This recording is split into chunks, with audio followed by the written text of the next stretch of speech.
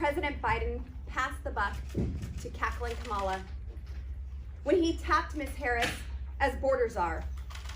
Her work on the border is non-existent. It's a joke, and even she laughs. Ouch. Joining me now to talk about Cackling Kamala and other things is host of the 13-Minute News Hour, Bobby Eberly. Bobby, I have had this theory for a long time, and please feel free to shoot holes in it, and I'm not saying I'm right, but as soon as Joe Biden put Kamala Harris in charge of the border, I came on this show and I said, there's a rift there. He took his biggest scandal and dumped it in her lap, and it's not one she's going to be able to fix, and she clearly has not fixed it. Am I wrong? No, I think you're onto something right there because, the bad blood doesn't just dissipate when the election's over. They went at each other hard during the Democrat primaries. And I think, based on the things Biden was saying as he was moving toward picking a running mate, you kind of knew the writing was on the wall that he basically had to go with Harris. So, yeah, I think that when you think about the one thing that Democrats don't want to touch, they want open borders. They don't want to secure this. If you want to do something for your enemy, give them border security. Name them the border czar. I think it was exactly what Biden wanted and exactly what the Harris team didn't want to do. They don't want anything to do with the border, and yet now she's going there. It's just her hand was forced by Biden and now with Trump.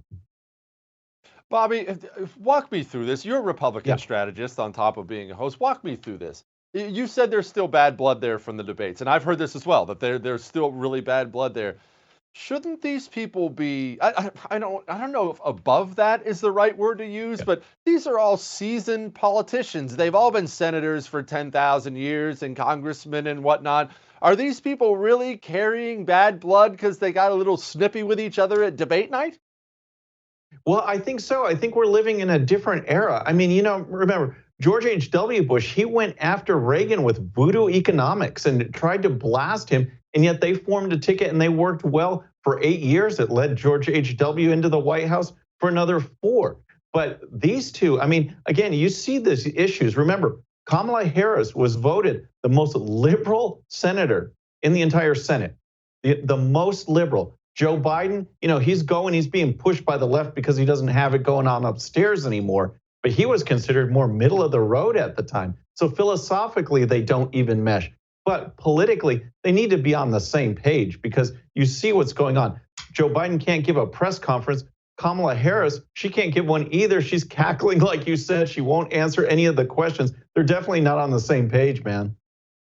Bobby, all right, walk me through this fantasy world question I'm about to ask you here. Kamala Harris gets stuck with the border. It sucks. But Kamala Harris's political future sucks too. Joe Biden is obviously a half-functioning adult. Nobody expects him to be running again in 2024, making Kamala kind of the de facto nominee. But she has the personality of a grizzly bear with an impacted molar, so she's not going to do well in a presidential race. Why wouldn't Kamala go down to the border and drop the hammer? Actually do border security. What does it help Democrats to have open borders? Why not go down and just become a bloodthirsty assassin on the border and close it? She could have a huge thing on her resume. Right. Well, it's because these people can't read the tea leaves. They can't see the trends. As you know, you go down south at the border, you just had a Republican mayor elected in a town that's 80% Hispanic.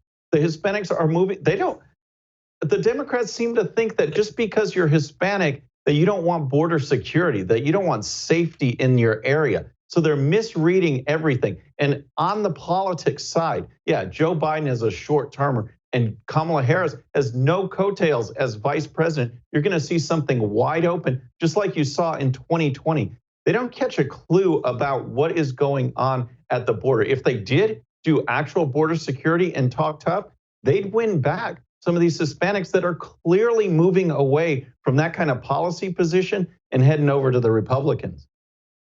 Okay, Bobby, with the exception of destroying the country, which I believe they actually do want to do, What does open borders actually help Democrats? How does it help Democrats? I mean, frankly, most of these illegals that pour into this country, they pour into the cities, the big cities, the Democrat-run cities, putting an extra strain on their resources. It doesn't, I guess I just, from a purely cynical point of view, I don't look at it as a political win in any way. Am I missing something? Yeah, I do look at it as a political win because, yeah, they pour into those cities, they strain the resources. But what the Democrats see is a voting bloc of people who are straining the resources. When you look at the statistics of people who come over, immigration in general, but particularly illegal immigration, there is such a high percentage, a majority of illegals end up on the welfare system, end up on some kind of assistance. Those the Democrats bank will become Democrat voters because it's the Democrats who are supposedly looking out for them. It's a false premise, but the Democrats bank on that. And the trend is turning away, but they've had reason to bank on it in the past because those people tended to vote Democrat. Hey, thanks so much for watching The First on YouTube. If you liked what you saw, go ahead and like and subscribe. You heard me, like it, subscribe. You'll get a lot more of it and a lot more of me.